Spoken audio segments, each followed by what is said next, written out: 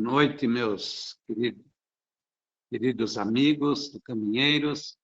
Nós estamos retomando o nosso trabalho e hoje vamos falar sobre oração, lição 37 do livro Coragem, uma explanação de Emmanuel.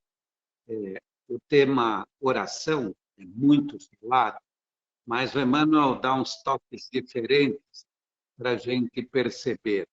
Nós não entendemos ainda muito bem a oração. Nós usamos mais como uma forma de pedir, mais como um petitório, do que exatamente um diálogo com o plano espiritual. Costumamos dizer que na oração falamos com Deus. Realmente nós falamos com os representantes de Deus. Mas quais são esses representantes com os quais nós falamos? São os espíritos com os quais nós temos uma maior afinidade. São espíritos que estão ligados a nós através não só de elos de amor, mas são ligações afetivas e que muitas vezes suplantam as encarnações e são aqueles que Kardec chama nossos anjos da guarda, que nos ouvem. Só que Jesus nos deu alguns alertas que a gente se esquece e acaba achando que os espíritos que nos ouvem são babás nossas e que têm que nos atender em todos os pedidos. Mas Jesus foi muito claro quando ele dizia que nós temos que fazer a nossa parte, porque Deus faz a parte dele. Então, ele nunca diz que as portas se abrirão para nós. Ele diz, batei e abrir-se-vos-á. Ou seja, você tem que fazer a sua parte. Pedi e obtereis. Você vai obter quando você pede. E pedir não é uma simples oratória, não é apenas pedir. A oração, para ser atendida, ela exige duas situações nossas. A primeira é o merecimento. Então, veja que para você ter merecimento, não basta você pedir, não basta você abrir a porta. Você tem que ter condições de chegar até lá. É a sua própria transformação, o seu esforço para que você tenha méritos e é necessário que você precise daquilo que você está pedindo. Até um ditado que diz, cuidado com o que você pede, que Deus pode te atender. Então, nós temos que precisar daquilo que pedimos e, para isso, temos que ter a humildade de observar se o que nós estamos pedindo realmente vai ser útil. E é interessante a gente observar nessa lição que Emmanuel, ele diz para a gente pedir exatamente aquilo que nós não queremos. E nas frases dele, nós vamos ler e comentá-las, vocês vão ver que a gente costuma inverter. Nós primeiro pedimos aquilo que queremos e depois complementamos com uma pseudo-humildade, nos mostrando solícitos diante daquilo que pedimos. E ele sugere que nós invertamos o pedido para que a gente possa ser atendido, ou pelo menos compreendido pelo plano espiritual. E quando nós fazemos um pedido, acima ou além das nossas palavras, está a nossa vibração. Portanto, não é pelo pedir que nós vamos ser atendidos.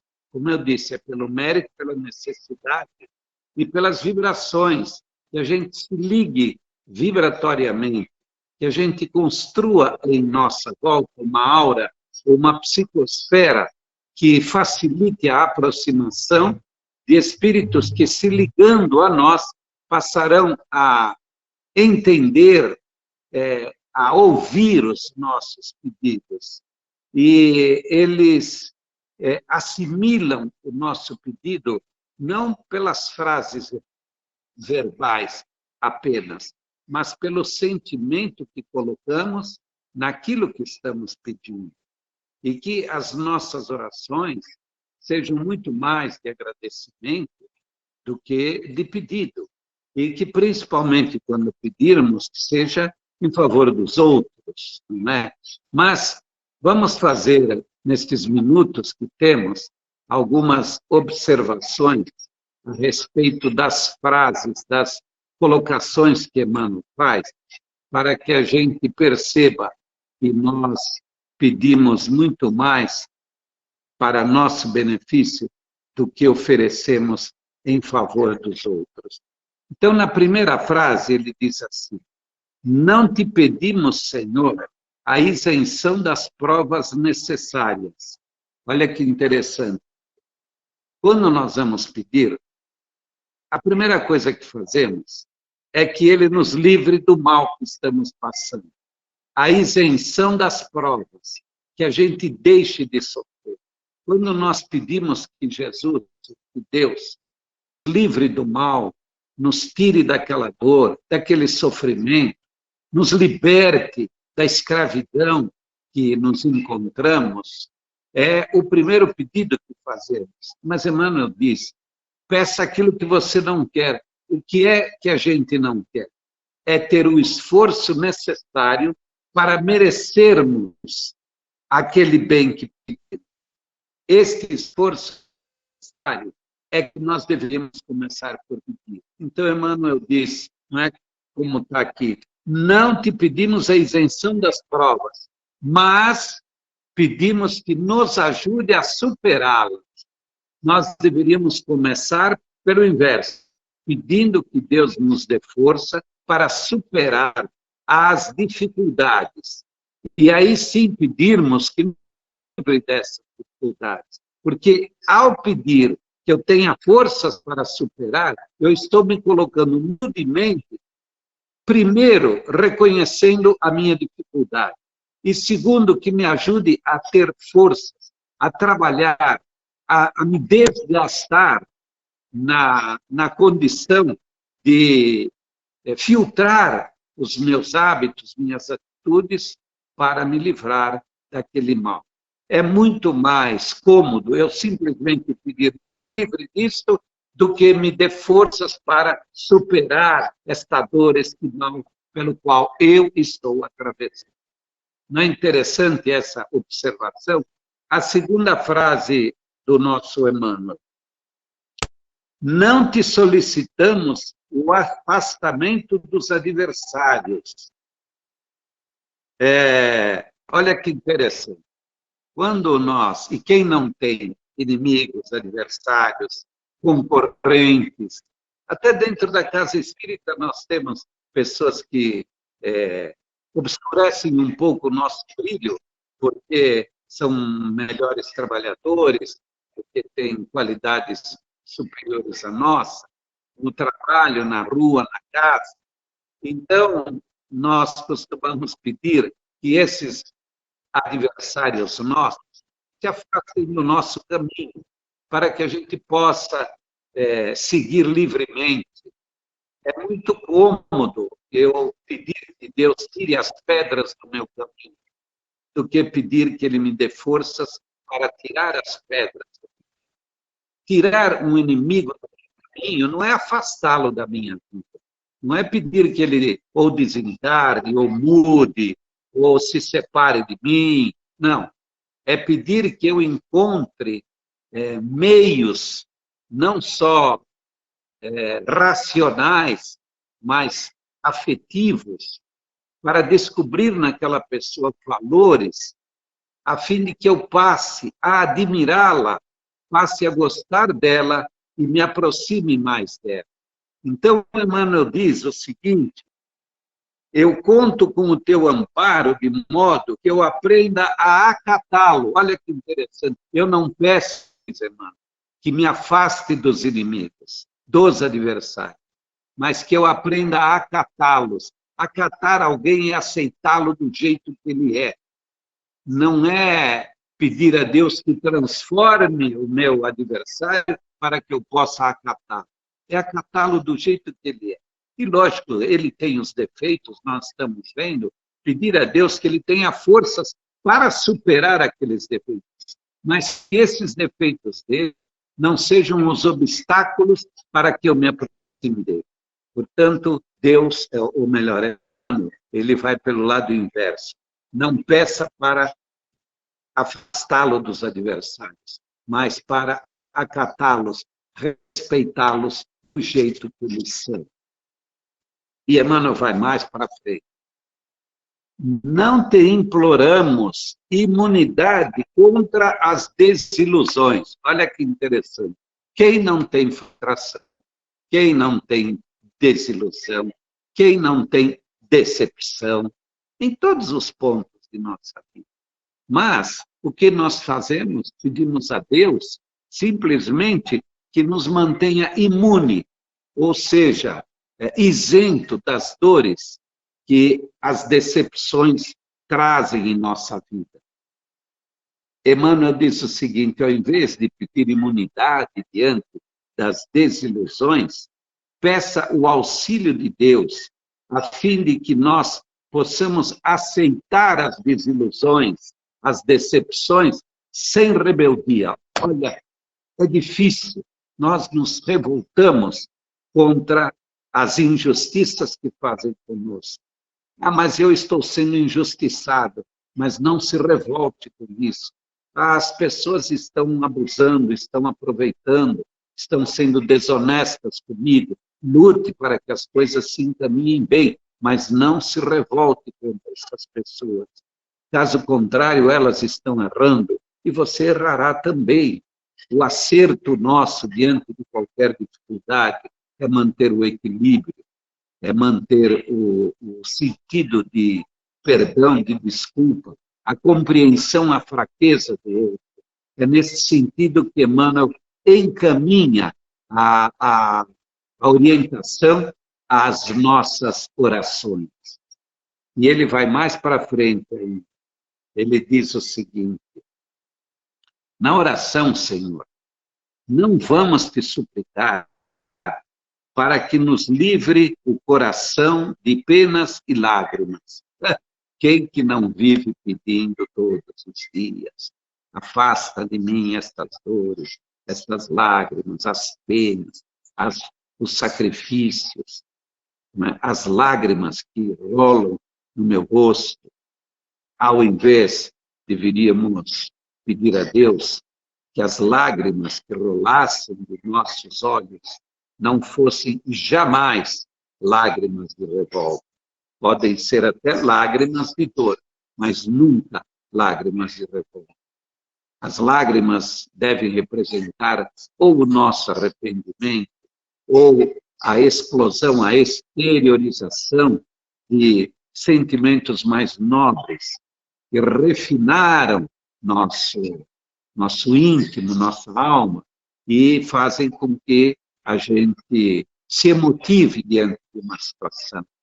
Diferentemente das lágrimas de revolta, de raiva, de ódio, de vingança. Muitas vezes nós oramos com raiva. Já me ocorreu na vida que eu entregar-me em oração em lágrimas, devido às dores pelas quais, naquele momento, eu estava passando. Era uma entrega total, não havia nenhum sentido racional no que eu pedia. Era uma entrega de dor, como se eu estivesse caindo nos braços de alguém que me ama e pedindo ajuda. Esses são poucos momentos em nossa vida. Os outros momentos, ou 95% de nossas orações, são petitórios, que nós deveríamos começar pelo fim, começar pedindo por aquilo que nós não queremos. Então, nessa frase, em vez de dizer que nós nos livre das lágrimas, mas a gente consiga assimilar as lições que essas lágrimas nos trazem. Porque as lágrimas, elas têm um sentido, elas não brotam por brotar. Atrás delas tem uma causa. Que a gente consiga dar essa causa para compreender o porquê de nossas dores, o porquê aquele fato está acontecendo. Isso não vai acontecer na hora que você está orando. Isso vai acontecer nos momentos de reflexão. Mas se o seu coração estiver enraivecido, endurecido diante das situações difíceis pelas quais você passa, no momento da oração, você vai exteriorizar tudo aquilo. Então, é praticamente um treinamento contínuo em nossa vida, onde o corolário desse treinamento, onde o ápice do treinamento é a entrega na oração.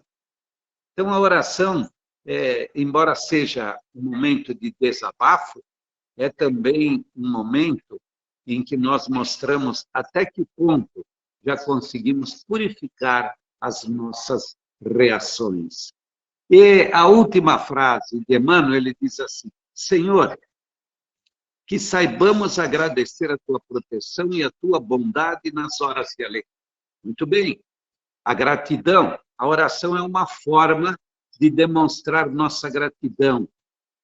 Quando as coisas caminham bem, nós, às vezes em lágrimas ou em sorriso, agradecemos a Deus, até abraçando um amigo, fazendo uma oração em voz alta, dizendo: olha, pedi a Deus e recebi, graças a Deus, veja como as coisas estão caminhando bem, até que, enfim, a vida mudou. Só que Emmanuel, que eu disse que começa pelo fim, ele diz o seguinte: quando as coisas não estiverem caminhando bem, quando, apesar de tuas súplicas, elas não mudarem, e você continuar com sofrimento, com dor, com dificuldades, percebendo as atrocidades na tua vida, os teus familiares sofrendo, quando as coisas não caminharem do jeito que você quer, quando parece que as tuas orações estão perdidas no espaço, quando parece que o plano espiritual está surdo às tuas orações,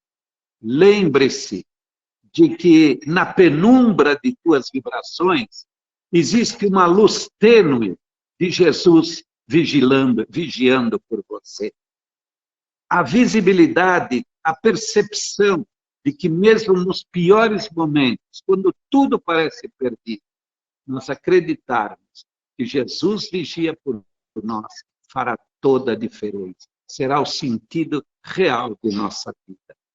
E não esqueçamos quando Jesus diz: não é pelo muito falar que sereis atendidos, mas pelo sentimento que colocamos naquilo que pedimos.